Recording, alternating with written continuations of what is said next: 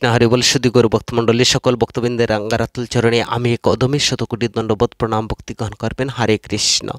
ভাগবতের মূল নির্যাস হচ্ছে ভক্তি, আর এই ভক্তি আমরা কীভাবে প্রাপ্ত হব, আর ভগবানের এই কৃপাপ্রাপ্ত ভক্ত কে, আর ভগবানের অতীব প্রিয়জন কে। তো যখন পরীক্ষিত মহারাজ তিনি তার গুরুদেবের কাছে ভাগবত কথা আস্বাদন করেছিলেন, আর গুরুদেব যখন চলে যান আর সময় তো বেশি নেই, তখন মাতা উত্তরা পরীক্ষিত মহারাজকে প্রশ্ন করেছিলেন, হে বা প্রিয় পুত্র, তুমি তোমার গুরুদেবের কাছ থেকে যে ভাগবত আস্বাদন করেছ, যে অমৃত আস্বাদন করেছ, সেই অমৃত আস্বাদনের সারাটি সারচরম বস্তু আমাকে বর্ণন করুন, আমি শুনতে বড় ইচ্ছা হচ্ছে। তে দেখুন, পুত্র শোকে খাতর না হয়ে মাতা উত্তরা তিনি কৃষ্ণ বিষয়ক কথা জিজ্ঞাসা করছেন। তখন পরীক্ষিত মহারাজ তিনি মনে করেছিলেন তিনি কৃষ্ণময় মৌন অবস্থান করবেন, তখন তিনি মাথার কথা যে প্রশ্ন করেছেন, তখন তিনি ভাগবত কথা মুখরিত হলেন। তখন তিনি বললেন, মাগো, ভাগবতের চরম বস্তু আস্বাদন করুন। তখন তিনি বর্ণনা করছেন নারদ মুনির কথা। নারদ মুনি ব্রহ্মলোকে বিভিন্ন গ্রহলোকে তিনি ছুটছেন সেই ভক্তির রসপাত্র কে। তিনি স্বর্গলোক থেকে ইন্দ্রের কাছ থেকে বিদায় নিয়ে পরীক্ষিত বললেন, মাগো, তিনি চলে গেলেন ব্রহ্মলোকে। তো নারদ যখন ব্রহ্মলোকে গমন করলেন, তখন দেখতে পেলেন যে মহর্ষিগণ মহাযজ্ঞ অনুষ্ঠান করছেন। তিনি দূর হইতে তাহা ধ্বনি দেখিয়ে শ্রবণ করিলেন, এবং তিনি ব্রহ্মার আপন আসনে বসে আছেন, কৃষ্ণের মহিমা গুণ কীর্তন করছেন, আর অষ্টনয়নে অশ্রু গত গত ভাবে তিনি অষ্টাসাত্ত্বিক ভাব প্রবাহিত হচ্ছে। নারদ গিয়ে প্রণাম ভক্তি করলেন এবং দণ্ডবোধ প্রণাম করে, এবং বাহু দ্বারা, ঝানু দ্বারা, বক্ষস্থল দ্বারা, মন দ্বারা, নয়ন দ্বারা, মন দ্বারা, বাক্য দ্বারা অষ্টাঙ্গ প্রণাম করলেন। তো সেখানে বলছেন যে অষ্টাঙ্গ প্রণাম কিভাবে করতে হয়। নারদ মুনি বললেন, আপনি হচ্ছেন ভগবানের একমাত্র কৃপাপ্রাপ্ত সর্বলোকের পিতামহ, আপনি হচ্ছেন চতুর্দশ ভুবনে সৃষ্টি পালন সংহার করেছেন, আপনার চতুর্মুখ হইতে বেদসম্মত ও পুরাণসমূহ উদ্ভব হয়েছে, আপনার মহিমা অপার। এই ব্রহ্মলোকে আপনার উপরে আর কোনো লোক নেই। নারদ বারবার শ্রীকৃষ্ণের প্রিয় বলে কীর্তন করছেন আর ভক্তি করছেন। তখন চতুরান ব্রহ্মা তিনি কি করলেন, নারদের বাক্য শুনিয়া তিনি বারবার বলতে লাগলেন, আমি তার কৃপাভাজন নয়, আমি তার দাস। তিনি অষ্টকর্ণ আচ্ছাদন করলেন আর এবং এইসব কথা বলতে লাগলেন, হে নারদ, তুমি এইসব কথা, তোমাকে তো আমি বাল্যকালে শিক্ষা দেইনি, আর ভগবানের আমি তো কৃপাপ্রাপ্ত নয়, তো আমি কৃষ্ণের দাস, এই ন্যায় সৃষ্টি করি, সংহার করি, আমার সকল তার আমি তার অধীন, আর এই যেসব করছি সব ভগবানের মায়ার অধীন। তস্যা এবং ভয়াম, আমাকে কৃষ্ণের কৃপাপ্রাপ্ত বলিও না। আমি কৃষ্ণ লাভ হইতে তো নাভি হইতে উদ্ভূত হয়েছি, কিন্তু আমি তপস্বী, তার আরাধনা করি। হে বৎস, তুমি বুঝিয়েও বুঝিস না, তুমি ব্যথা প্রশংসা করছো ভগবানের প্রিয় ভক্ত জানবে কারা? আমার কাছে তো ভক্তি নেই নারদ। দেখো রুদ্রদেবের ভক্তির কথা, তিনি ব্রহ্মা বলছেন আমাকে ভগবানের প্রিয় বলবেন না। যে তখন নারদ বললেন যে আপনি যে নিরন্তর সৃষ্টি কার্য করছেন তা দেখে নারদ তিনি বললেন যে আপনি তো ভগবানের কৃপাপ্রাপ্ত, তোমার জয় হোক। ব্রহ্মা নারদকে কি বলছেন জানো, আমি তো প্রিয় পাত্র নয়। নারদ বলছেন, তুমি ভগবানের প্রিয় পাত্র পেতে, তুমি ভগবানের প্রিয় পাত্র। যস্য লোকস্য নিশ্চিতম সধর্মাচরণ নিষ্ঠারা পদাধি রহিতম সত্যম সাধু লজ্জিতম শত জনমম বি এত লোক। আমার মতে শত জন্মকেও যদি চতুর্বর্ণ চতুর আশ্রম পালন করে তবু এই ব্রহ্মলোক প্রাপ্ত হয়, আর তুমি তো এখানের অধিপতি। হরে কৃষ্ণ। এখানে চার বর্ণের কথা বর্ণনা করছেন। ধর্ম কি? ব্রাহ্মণ ধর্ম, যজন যাজন, অধ্যায়ন দান প্রতিগ্রহণ ব্রাহ্মণ ধর্ম, আর ক্ষত্রিয় ধর্ম হচ্ছে দান অধ্যায়ন যজ্ঞ দণ্ড যুদ্ধ, বৈশ্যর ধর্ম হচ্ছে দান অধ্যায়ন যজ্ঞ গোপালন, আর শূদ্রের কর্ম হচ্ছে ব্রাহ্মণ ক্ষত্রিয় বৈশ্যের সেবা করা। কিন্তু গীতায় ভগবান বলছেন যে চতুর্বর্ণময়া সৃষ্টম গুণকর্ম বিভাক্ষ তস্য অকর্তারং অপি মাম বৃত্তকর্তারম ব্যয়ম। প্রকৃতির 3 গুণে কর্ম অনুসারে 6টি বর্ণ বিভাগ সৃষ্টি করিয়াছে, যদিও আমি সৃষ্টি করেছি, আমাকে অকর্তা অব্যয় বলে জানবে। তো ব্রহ্মচর্য কি? বৈদিক হইতে যে আসছে, আমাদের পূর্বকালে শিশু যখন জন্ম হবে, ব্রহ্মচর্য শিক্ষা তাদের গ্রহণ করতে হবে। তো গৃহস্থে গিয়ে কি করবে? তো তার আগে যদি তাকে এই বৈদিক শিক্ষা প্রদান না করা হয়, যোগ্যতা ও তত্ত্ব অর্জন করে তারপরে সে গৃহস্থ কার্য শুরু করে, তারপর বানপ্রস্থ সন্ন্যাস যেতে পারে। এখন তো আর সেই সব হয় না।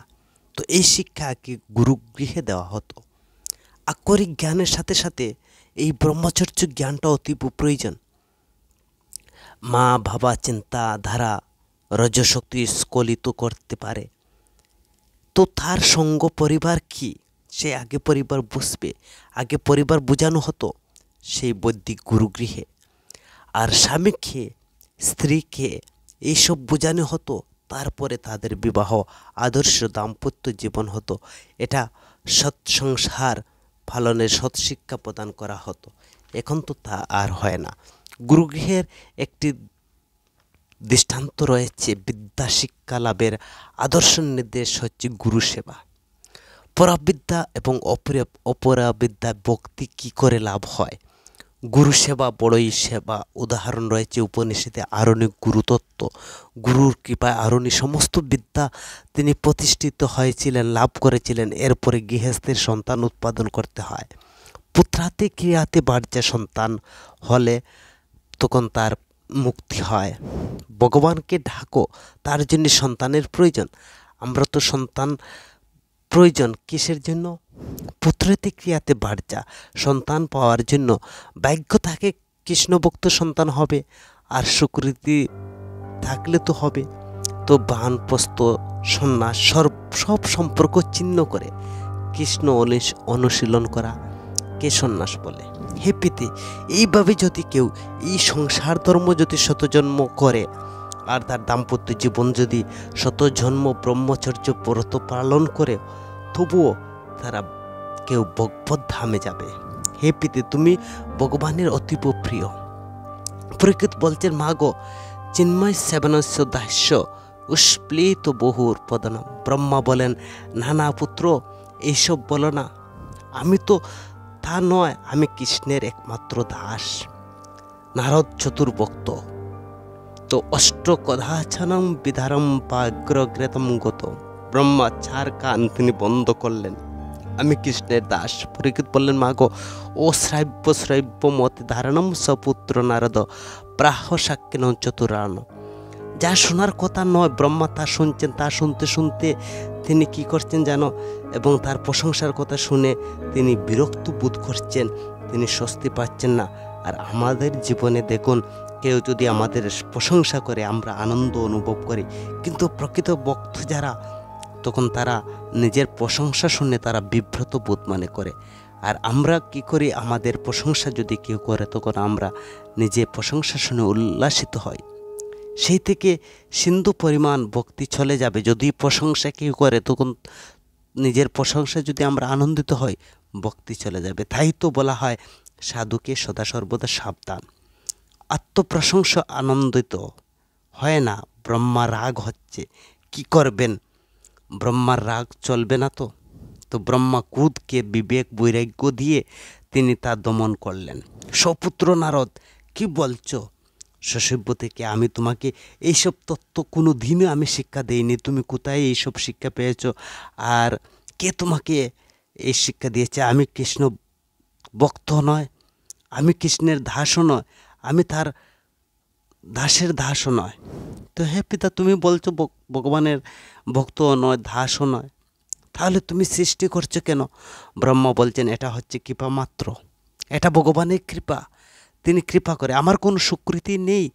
তস্য এবং বয়ম সর্বজায়তে স্তনা অন্যান্য কৃপা কৃষ্ণ লোক, কৃষ্ণ কৃপা লোক পত্র এবহি যাও। আমাকে কৃষ্ণ ভক্ত ভাববেন না নারদ। লেশ মাত্র ভাব নাই আমার মধ্যে। যদি থাকতো, আমি এত বড় অপরাধ কি করতাম? জানো নারদ, আমার অপরাধ কি কি? ভক্তি তো দূরে, ভক্তি দূরস্তু তস্মিন অপরাধ ভবন্তি চেদ বহু জন্মানম তদাত্ম মনোনাহ মা গস্যু সুতভর। তুমি কি জানো না নারদ, ভগবানের কৃপা ভক্তের জন্যই হয়। আমি ভক্ত নয়, ভক্ত এমন প্রচেষ্টা, তার বুঝন, তার গমন, তার শয়ন সব কিছু কৃষ্ণপ্রীতির জন্য থাকবে। আমি তো তা করিনি নারদ। আমার কোথায় দেখলে এইসব লক্ষণ হে বৎস? না ভক্তি কদাচন, ভক্তি ছাড়া কৃপা হয় না।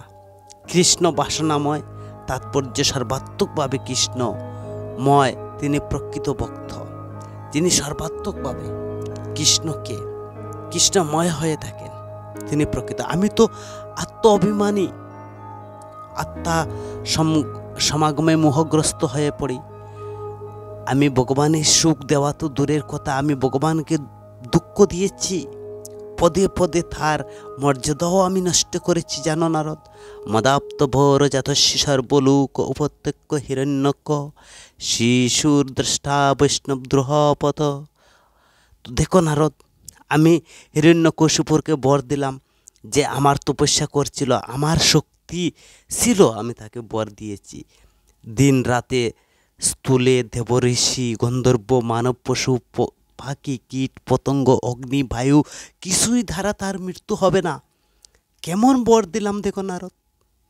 আর সেই বর দিয়ে সে কি করলো জানো? সে চতুর্দশ ভুবন সে দখল করতে চায়, তার আয়ত্তে নিতে চায়। চতুর্দশ ভুবনে যত বিষ্ণু ভক্ত ছিল সবাইকে সে প্রহার করছে, কত কষ্ট দিচ্ছে। বৈষ্ণব আঘাত মানে ভগবানের আঘাত, এটা আমার দ্বারা হয়েছে। তো আমি কি ভগবানের ভক্ত নারদ? যদি আমি ভক্ত হতাম তাহলে আমি কি এইসব বর দিতাম? আর যদি আমি এই বর না দিতাম, এমন এটার জন্য তো আমি দায়ী। বর যদি আমি না দিতাম তাহলে এই বৈষ্ণবরা এত কষ্ট অত্যাচার হিরণ্যকশিপুরের কাছ থেকে পেত না। আর কি করলাম নারদ জানো? তেজি নয়ন অবিরাম বিগ্রহ, যার চোখের পলকে ত্রিভুবন ডুবায়, আমার বাক্য রক্ষার্থে তিনি কি রূপ ধারণ করেছেন জানো? ভগবান নৃসিংহ রূপ, কি ভয়ঙ্কর বিভীষিকাময় রূপ, উগ্র বৃত্তি, উপরে সিংহ নিচে মানব। কি সুন্দর আমার ভগবান চতুর্ভুজধারী। আর আমি কি বানিয়ে দিয়েছি? আমার বাক্য রক্ষার্থে ভগবান আমাকে কি করছেন জানো? আমাকে তিনি ধমক প্রদান করেছেন। শুধু তাই নয়, তিনি শান্ত হচ্ছিলেন না, তিনি ক্রোধে আমার দিকে তাকাচ্ছিলেন। আমার প্রতি তার ক্রোধ আসলো, কিন্তু তিনি আমি নৃসিংহদেবের স্তুতি করছি, ভক্তি করছি, তিনি আমার দিকে তাকান না। প্রহ্লাদ স্তুতি করলো, আর প্রহ্লাদের স্তুতিতে ভগবান ক্রোধ থামল। প্রহ্লাদের নিকট গেলেন, আমার দিকে তাকালেন না। আমি কিভাবে ভগবানের কৃপাপ্রাপ্ত হলাম নারদ? আমাকে ব্রহ্মা কি বলেন আর শোনো, হে ব্রহ্মা, এইরকম উল্টাপাল্টা বর তুমি কাউকে দিবে না। শুধু তাই নয়, এই সত্যযুগের পর ত্রেতা যুগ, তবু আমার আক্কল হলো না। আমি রাবণকে বর দিয়ে বসেছি। দূর পীড়িতে অহংকারে স্বর্গের দেবতাগণকে সে বিতাড়িত করে। আমার তো লজ্জা হচ্ছে নারদ, আমি এমন নিকৃষ্ট কর্ম করেছি। রাবণ দেখো কি করছে, আমি বর দিয়েছি, সে সীতাকে হরণ করলো, সে ভগবানের লক্ষ্মীকে হরণ করলো। এটা আমার দ্বারা হয়েছে, তো আমিও সমান দোষী। কারণ আমার বরের কারণে তো অসুররা এইসব করছে। আমি ভগবানকে কষ্ট দিচ্ছি, ভগবান লক্ষ্মী হারা হচ্ছেন। আর যারা আমার আজ্ঞাকারী দিকপতি দিকপাল রয়েছেন, তাদের দোষ কি করছে জানো? কারণ অনুচররা যে দোষ করে তখন তার যারা বড় জ্যেষ্ঠ রয়েছে তাদের উপর আসে, তো আমার উপর আসে। আমার দিকপালগণ কি অপরাধ করছে, আমার উপর আসছে। পূর্ব দিকে ইন্দ্র কুকীর্তি দেখো, ভগবানের পাহাড় ধারণ করালো। পশ্চিমে বরুণ যমুনায় সে বসুদেবকে হরণ করে নিল, সে ভগবানের গিয়ে আনতে হলো। দক্ষিণে যমরাজ কি করছে জানো? ভগবানের বিদ্যাগুরু সন্দীপনীর পুত্র সে নিয়ে আসলো। তো উত্তরের দিকপাল কী করছে যেন কুবের তার অনুচর শঙ্কাসুর কৃষ্ণের গোপীগণ হরণ করলো। তো কুবের কী করছে জানো না তুমি? প্রভু রাগমহার্গ ভক্তি প্রচার করিতেন যে এইসব দিকপালরা যে অপরাধ করছে, সেই অপরাধের ভাগে তো আমি নারদ। আমি ভগবানকে সুখ দিতে পারিনি, আমার বুদ্ধি নাশ হয়। আমারও একবার আমি বিভ্রান্ত হয়েছি, আমারও বুদ্ধি নাশ হয়েছে, তবু আমার আকল হয়নি। আমি ভগবানের লীলা নারদ, আমি যে কুর পাপ করেছি, ওই যে ভগবানের লীলায় আমি বেত্রাঘাত দিয়েছি, কত কষ্ট দিয়েছি, গোপ বাছুরকে আমি হরণ করেছি, আমি তো ঘোর পাপ করেছি নারদ। আমি ভগবানের ভক্ত নয়, আমাকে ভক্ত ভাববেন না। বৌমাসুর দেবমাতা দিতির কুণ্ডল হরণ করে, বরুণ কি করেছে জানো? ছত্র হরণ করে। ভগবান চাইলে তো ইন্দ্রের কাছে পারিজাত পুষ্প, কিন্তু ইন্দ্র কি করলো জানেন? দিল না তো দিল না। তারপরে সে যুদ্ধ শুরু করলো। তো ইন্দ্র এইসব অপরাধ করছে, তো সেটা আমার উপরে আসে। কারণ হে পুত্র, একজন ভগবানের প্রিয় পাত্র হলে বা ভগবানের কৃপাভাজন হলে, তো সে কি এইরকম কি ভগবানকে কষ্ট দেয়? তো ভগবানের প্রিয় পাত্র আছেন মহাদেব, তিনি আবার তত্ত্ব বিষ্ণু তত্ত্ব অভিন্ন, তিনি হচ্ছেন ভগবানের কৃপাপ্রাপ্ত। শোনো, যদি কেউ ভগবানের কাছে অপরাধ করে ক্ষমা করেন, শিব ভগবানের অতি প্রিয়। শিবের কাছে অপরাধ করলে ভগবান তা ক্ষমা করেন না। অন্য কেউ কাছে অপরাধ করলে, কিন্তু শিবের কাছে যদি কেউ অপরাধ করে, ভগবান তিনি তাকে ক্ষমা করেন না। শিব ভক্তকে ভগবানের দ্রোহিত করলেও তিনি দণ্ড দেন না। যেমন বানাসুর তার মেয়ে উষা স্বপনে দেখলো পদুমের পুত্র অনুরুদ্র সঙ্গম করছে, পরে উষা কি করলো? সে হরণ করে নিয়ে আসলো অনিরুদ্রকে। উষা গর্ভবতী হন, তখন বানাসুর লক্ষ লক্ষ যোদ্ধা নিয়ে তারা গায়ে আক্রমণ করে যুদ্ধ হলো। বানাসুরের পক্ষে গেলেন শিব, আর মহাদেব মূর্ছা হন। তো বানাসুর 1000 হাত কেটে দেন।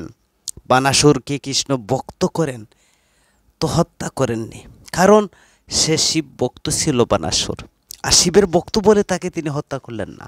আমি বর দিয়ে আরও দমক খেলাম। দেখেন, আমি বর দিয়েছিলাম হিরণ্যকশিপুরকে, কিন্তু আমার দেখে ব্রহ্মা রাগান্বিত হলেন। তখন বললেন, তো ভগবান আমার উপর ক্রোধ করছেন। আরও শুনো, আর শিবের ভক্তি যদি অপরাধ করে তো তাকে ক্ষমা করে দেন। তো শুনো শিবের আরেক ভক্তের কথা। ময়দানব শিবের ভক্ত, তাকে শিব অমৃত কুণ্ড দেননি। তো সমুদ্র মন্থনের সময় দেবতা অমৃত নিয়ে যায়, পরে যুদ্ধ হয়। বহুকাল ময়দানব আর দেবতার মধ্যে যুদ্ধ, আর ময়দানব তার শক্তি দিয়ে 3 পুরী সৃষ্টি করলেন, লোহা সোনা রূপা তামা। এই পুরীতে যারা থাকে তাদেরকে দেখা যায় না। 3 ছেলে 3 পুরে থাকে, দেবগণ কোনো ক্রমেই পারে না। শিব অদৃশ্য দানব মারলেন, ময়দানব পুনঃসৃষ্টি করে। এতেও শিবের কষ্ট হয়। আমাকে সঙ্গে নিয়ে গেলেন, আমি বাসুর, আর তিনি ঘাবি রূপে শূন্য করে শিবকে বলে, দুঃখ করো না, এই নিন অস্ত্র। আর অবলীলাক্রমে ত্রিপুরা ধ্বংস করেন। নাম হয় শিবের নাম ত্রিপুরারি। শিবকে কতই না কৃপা করেন। শোনো, বিকাসুরকে শিব বর দিয়েছিলেন, যার মাথায় হাত দিবে সে বর্ষ হয়ে যাবে। তো এখন বিকাসুর পরীক্ষা করতে শিবের মাথায় হাত দিতে চাইছে। তো শিব বর দিয়ে তো মহাবিপদে পড়লেন। তো ভগবান মোহিনী রূপে তিনি কী করলেন? ধারণ করে তিনি শিবকে রক্ষা করলেন। ভীষ্ম পণ করল যে দ্রোণের মৃত্যু কিন্তু তাদের কর্মফল। শাণ্ডল্যমণি নৈমিষারণ্যের ঋষি বলেন যে সর্বকর্মফল থেকে মুক্ত হতে একমাত্র ভাগবত শ্রবণ করতে হবে। দান পুণ্যকর্ম, কেননা যত ধ্যানস্থিত কর্ম কান্তি নিবন্ধন সিন্ধু কবিতাম গুণকর্ম চাপদারতি। আমি মানুষ, আমার কর্তব্য কী বিচার করেন, পরে ভাগবত শ্রুতিব্য কৃতিব্য কীর্তিব্য স্মরণ করতে এক ধারালো অস্ত্র অনাদিকালের কর্মফলকে ছেদন করে দে হরি ভজন পথ। তো জীবন থাকতে ভগবানের ভজন করা, ভগবত ধাম প্রাপ্ত হওয়া, এমন ভাগবত আশ্রয় করবে না এখন কি আছে, যে ভাগবতের আশ্রয় গ্রহণ করলে অনন্তকালের পাপ রাশি বিনষ্ট হয়ে যাবে। অন্তকরণের ভাগবত সুশ্রুষা ধানেশ্ব বাসুদেব কথা রুচি, দুইটি তীর্থ শ্রেষ্ঠ ভাগবতীয় কথা, ভক্তের চরণদুলি মহাতীর্থ, হরিকথা, হরি সেবা। তো ভাগবত পাঠ হচ্ছে আমাদেরকে উদ্ধার করার জন্য, ভক্তের চরম ভক্তি লাভ। সুত গোস্বামী বলছেন, হে শৌনকাদি ঋষিগণ, এই ভক্তি লাভ করো এবং সদা সর্বদা এই ভক্তি হচ্ছে শ্রেষ্ঠ। তখন ব্রহ্মা তিনি বলছেন যে আমি ভগবানের প্রিয় পাত্র নয় নারদ, আমি ভগবানকে কত কষ্ট দিয়েছি। ভগবানের যারা কৃপাপ্রাপ্ত তারা ভগবানকে সদা সর্বদাই প্রীতি বিধান করে। ভগবানের গুণ কীর্তন ভাগবত শ্রবণ করে সকল তীর্থ সদ্গুণ আদি ঋষির ভক্তবৃন্দ রাধা গোবিন্দের উপস্থিতি হয়। এই ভক্তের আনুকূল্য ভক্তি লীলাকথার অশুভ জড় বিদূরিত হয়, উত্তম ভক্তি হয়। তদাস্ত রাজস্ত লোবা কামা, মানে যাদের এই ভাগবত কথা অমৃত আস্বাদন করবে তাদের রজগুণ তমগুণ সম্পূর্ণ লোপ পায়। পরীক্ষিত বলেন, মাগো ভক্তির যে চরম শ্রেষ্ঠ ভগবত কথা। নারদ ব্রহ্মাকে প্রণাম করলেন, তখন বললেন, যদি তুমি ভক্তি পেতে হয় হে নারদ, তুমি চলে যাও শিবলোকে।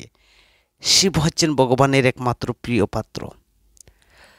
তখন পরীক্ষিত বলছেন, মহা নারদমুনি ব্রহ্মাকে প্রণাম করে তিনি শিবলোকের দিকে গমন করছেন।